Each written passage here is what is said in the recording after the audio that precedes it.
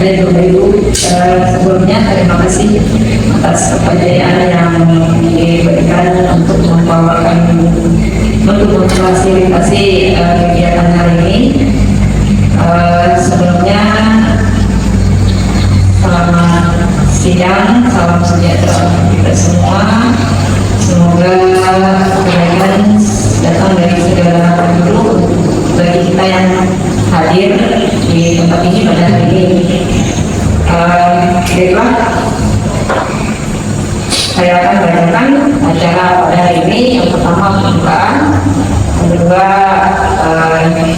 pemaparan materi nantinya, yang ketiga adalah untuk membuka acara kita pada hari ini. Mari kita bersama-sama berdoa menurut agama dan kepercayaan kita masing-masing.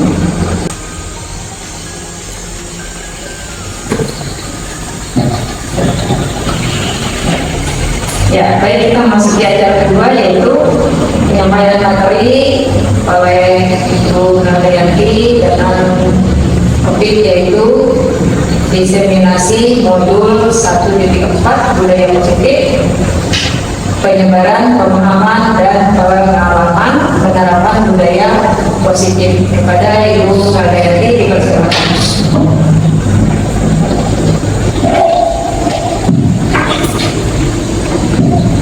Terima kasih Bapak Ibu yang sudah berkenan hadir pada hari ini. Jadi hari ini adalah salah satu pemenuhan tugas dari kegiatan guru penggerak, yaitu diseminasi modul 1.4 budaya positif, di mana saya menyebarkan pemahaman dan pengalaman penerapan budaya positif. Pembahasan pada hari ini ada 7 poin Bapak Ibu. Yang pertama, perubahan paradigma belajar, kemudian disiplin positif, ada kebutuhan dasar manusia, motivasi perilaku manusia, posisi kontrol restitusi, keyakinan kelas, dan yang terakhir segitiga restitusi. Kamu belum bahas dulu tentang pembelajaran dengan paradigma baru. Pembelajaran dengan paradigma baru dirancang berdasarkan prinsip pembelajaran yang terdiferensiasi, sehingga setiap siswa belajar sesuai dengan kebutuhan dan tahap perkembangannya untuk menggunakan profil pelajar Pancasila. Seperti yang kita ketahui, profil pelajar Pancasila di sini ada 6 poin, ada 6 dimensi. Yang pertama, beriman bertakwa kepada Tuhan Yang Maha Esa, kemudian berkebinekaan global, ketiga bergotong royong, keempat kreatif, kelima bernalar kritis, dan yang terakhir mandiri. Kedua, tentang disiplin positif. Sebagai pendidik, tujuan kita adalah menciptakan murid yang memiliki disiplin diri sehingga mereka bisa berperilaku dengan mengacu pada nilai-nilai kebajikan universal dan memiliki motivasi intrinsik. Motivasi intrinsik di sini maksudnya adalah motivasi dari dalam diri. Jadi bukan disiplinnya itu bukan karena hukuman, bukan karena dia ingin mendapat pujian atau penghargaan, tapi dari dalam dirinya sendiri. Bahwa dia itu bertanggung jawab dengan apa yang dia lakukan. Disiplin positif merupakan salah satu cara untuk menerapkan disiplin yang bertujuan untuk menumbuhkan kesadaran serta memberdayakan anak untuk melakukan sesuatu tanpa sokongan, ancaman maupun hukuman.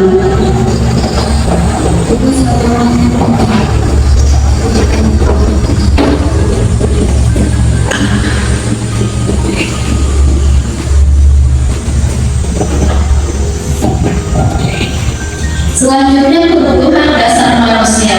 Kebutuhan dasar manusia itu terbagi menjadi 5 poin. Yang pertama, bertahan hidup. Kebutuhan bertahan hidup itu yang sangat penting. Jadi dari kesehatan, makan, tempat tinggal itu kebutuhan kita yang paling utama. Kemudian ada kebutuhan kasih sayang dan rasa diterima. Apa yang kita perhatikan dari 5 kebutuhan ini, ulun ambil contoh tentang anak yang mengambil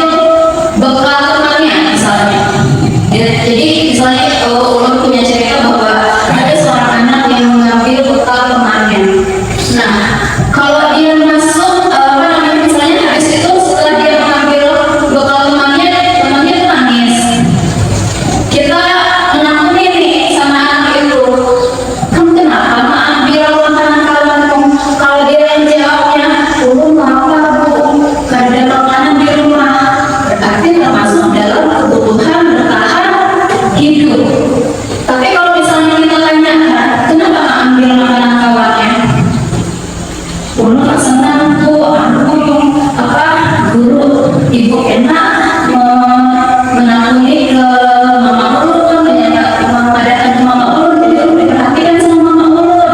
Nah itu berarti dia kebetulan kebutuhan kasih sayang dan rasa diterimanya. Tapi nanti kalau dia menjawab kenapa mengambil kawan-kawanmu, dia menjawab karena bapak ulun ini anu bu ay suka mengambil makanan kawan ulun sadar gaya-gayaan aja. Nah itu nanti masuk di kesenangan, artinya dia bermain-main aja Islam. Kemudian nanti dia misalnya kita ketemu lagi, kenapa mengambil makanan kawannya? Oh ternyata ulun punya bu ay makan nasi goreng terus di rumah tiap hari. Ulun juga makan sosis yang kayak pun kawan. Itu berarti dia nanti kebutuhannya ada di kebebasan atau menginginkan pilihan. Sementara kalau untuk penguasaan intinya itu seperti apa ya? Jagoannya di kelas. Jadi intinya mengambil kawan, merapasan kawan ini merasa hebat. Akhirnya ingin diakui, ingin ada kekuasaan di situ, diakui bahwa dia itu berpengaruh di situ dan itu. Pasti paham ya? Next. Motivasi perilaku manusia. Nah ini kita melakukan sesuatu itu ada motivasinya. Ada 3 motivasi di sini. Yang pertama menghindari ketidaknyamanan dan hukuman. Jadi anak-anak itu di sekolah misalnya, kenapa tidak boleh datang terlambat? Yang pertama dia menghindari ketidaknyamanan atau hukuman. Karena bisa guru misalnya kayak gitu. Jadinya gara-gara takut hukuman itu merupakan motivasi ekstrinsik atau dari luar. Kemudian ada lagi mendapatkan imbalan atau penghargaan dari orang lain. Oh, kalau tidak terlambat karena dipuji sama ibu guru atau mungkin dapat rewardnya di kelas, dapat bintang di kelas misalnya. Nah itu juga motivasi ekstrinsik dari luar. Tapi kalau dia menghargai nilai-nilai kebajikan dirinya sendiri, dia datang tepat waktu, tidak terlambat, berarti dia menyadari bahwa itu memang tanggung jawab dia melakukan disiplin karena sadar akan nilai kebajikan dirinya. Nah itu merupakan motivasi dari dalam diri atau intrinsik. Next. Kemudian konsep disiplin dengan identitas gagal.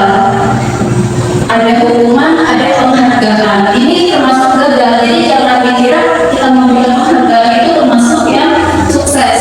Ternyata penghargaan itu juga tidak efektif dapat merusak hubungan. Misalnya kita dengan memberikan hadiah ke salah satu anak yang satu ini gak ada suara melakukan apa yang bisa dipuji atau segala macam itu.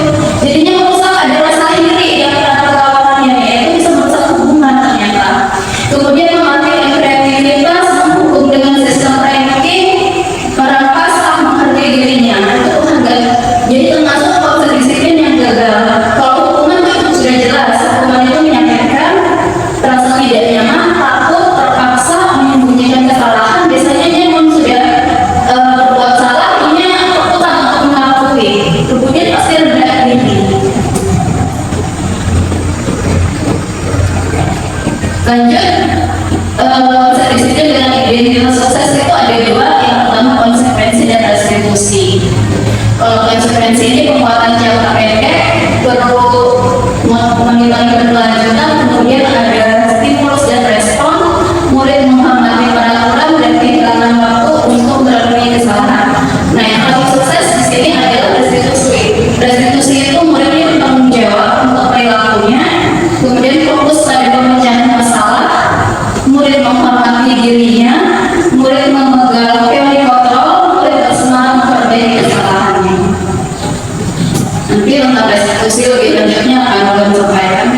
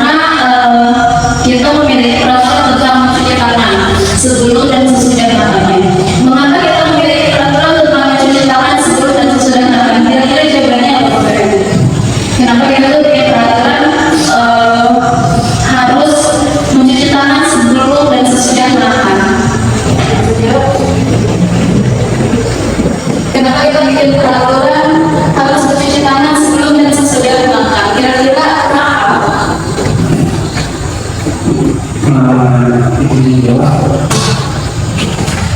Menurut saya karena kita yakin dengan mencuci tangan sebelum dan sesudah makan itu akan yang pertama itu menghindari dari penyakit. Itu menurut saya.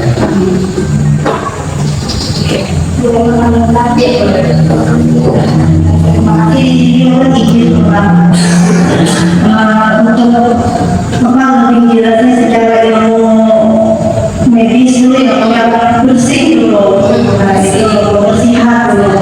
Karena sebelum makan itu mungkin ada yang tidak tahu, maka diharuskan untuk mencuci tangan dan mencuci tangan sesudah makan. Jadi secara medis dulu, secara logika menjaga kebersihan dulu ya Bu ya.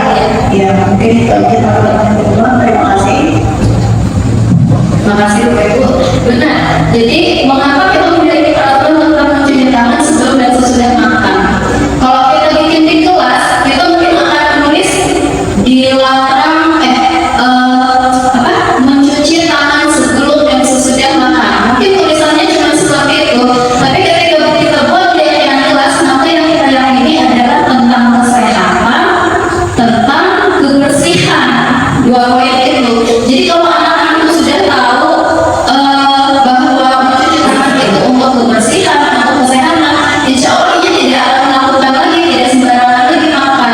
Tapi kalau dia tidak tahu keyakinan itu, dia tidak tahu tentang kebersihan, dia tidak tahu tentang kesehatan. Jadi pasti meskipun ada peraturan harus mencuci tangan sebelum dan sesudah makan, dia tetap melakukan aja. Karena dia ada paham, kenapanya itu ada paham. Dia tahu ada peraturan aja.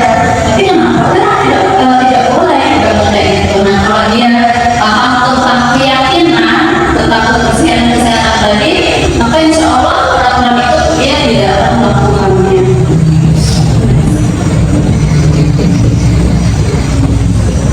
Nah di sini ada membuat kemarin kegiatan membuat keyakinan kelas.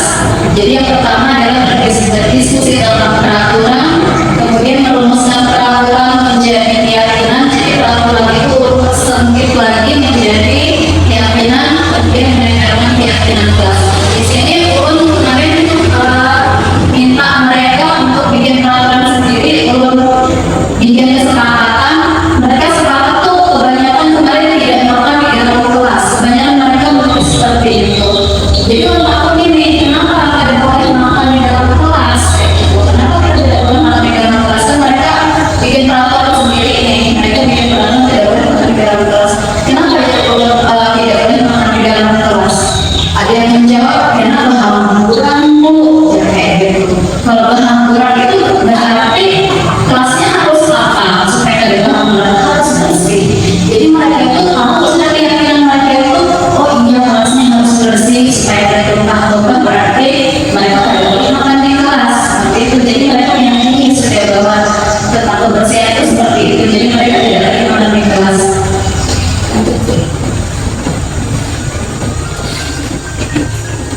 Ini konsep utama modul budaya positif, lebih abstrak dari peraturan, kemudian kebutuhan dasar. Kebutuhan dasar manusia dibuat dalam bentuk positif, sedikit saja agar mudah diingat. Jadi kalau keyakinan kelas satunya sedikit aja, ada banyak sama kayak seperti itu, sangat dan jelas, sesuai dengan kondisi kelas dan sekolah agar mudah diterapkan dan semua warga sekolah dilibatkan saat membuatnya. Segitiga eksekusi. Nah ini segitiga eksekusi ini validasi tindakan yang salah, kemudian berstabil lagi identitas, dan yang ketiga adalah menanyakan keyakinan.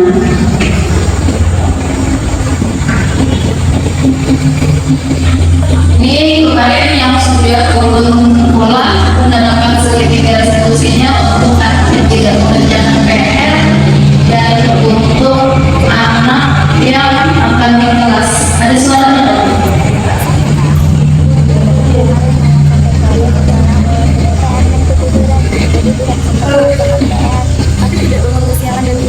Jadi kalau dari pertanyaan seperti yang perlu jelaskan sebelumnya,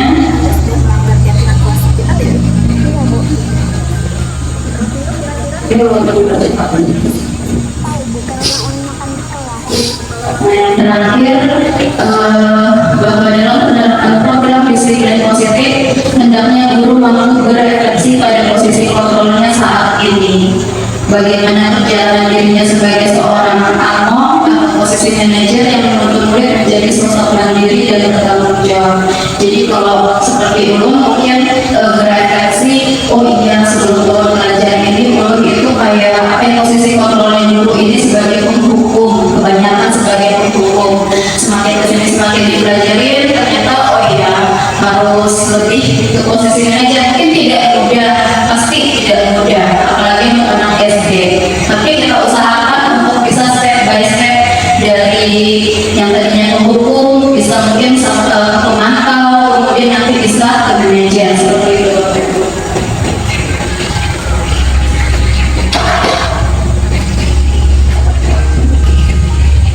Materi kita sudah habis. Jika ada yang ingin dipertanyakan, dipersilakan Ibu.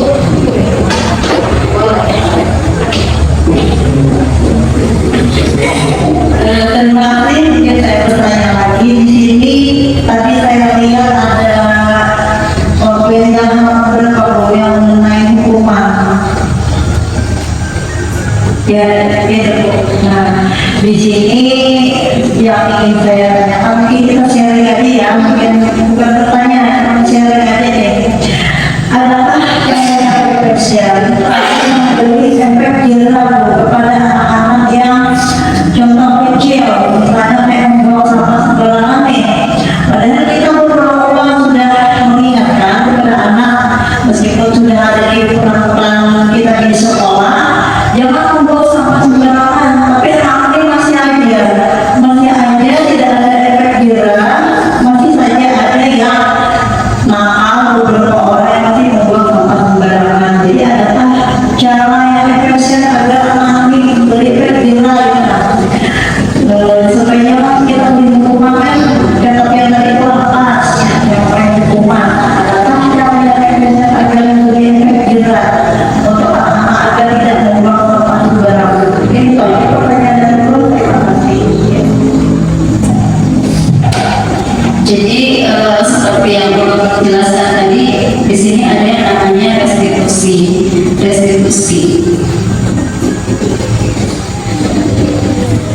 Untuk membuang sampah sembarangan itu, Bapak Ibu, jangankan anak-anak kita yang orang dewasa aja itu sebenarnya susah kalau ada kesadarannya.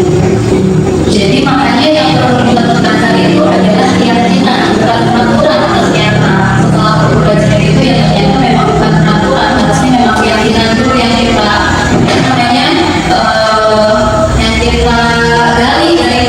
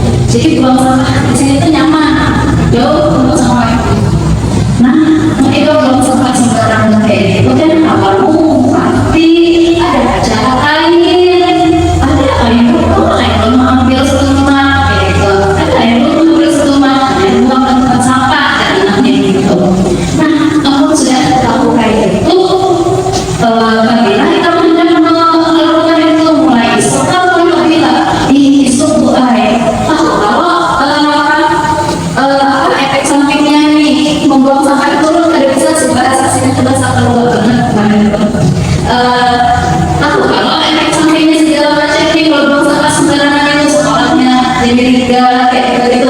Pokoknya ditanyain terus sampai ini itu paham tapi yang dirinya itu bahwa dia tuh oh ya sama ini ada bayi misalnya kayak gitu, ada dari contoh sadar adik-adik kelasnya, intinya seperti itu Bapak Ibu, gali terus sampai dia sadar, intinya memang kesadaran.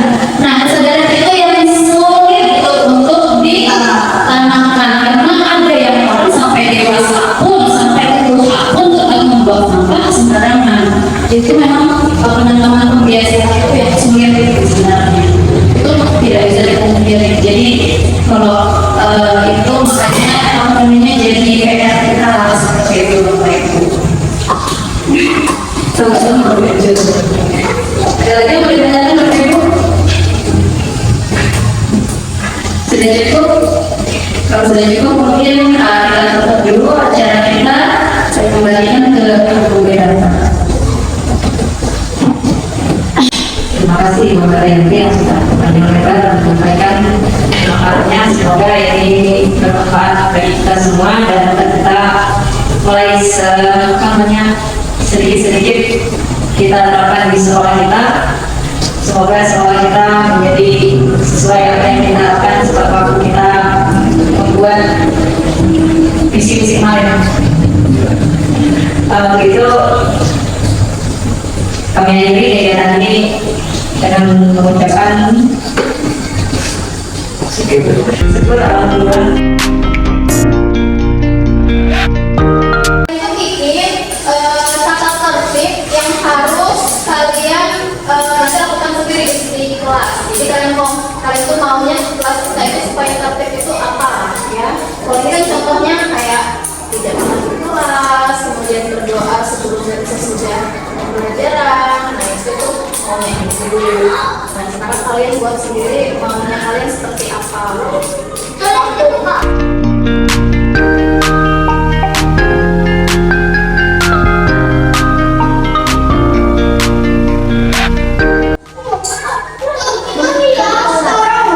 Bebas.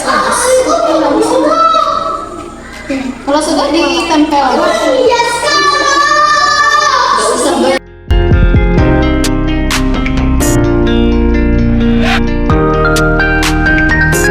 tapi ada 3 pihak kelas dari semua yang kalian tuliskan ini ada 3